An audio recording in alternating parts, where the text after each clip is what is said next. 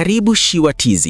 Hii ni sehemu ya 6 ya simulizi yetu nzuri ya Kivuli Kilichonipenda. Sasa tuendelee tulipoishia.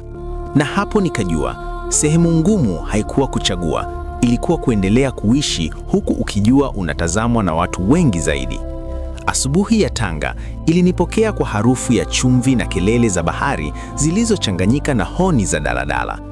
Nilitembea kutoka Ngamiani kuelekea Mikanjuni nikijaribu kujifanya mtu wa kawaida, lakini kivuli changu kilikuwa kimya kupita kawaida. Hakikunipita, hakikunichelewesha, kilikaa sawa na mwendo wangu kama askari aliyefundishwa.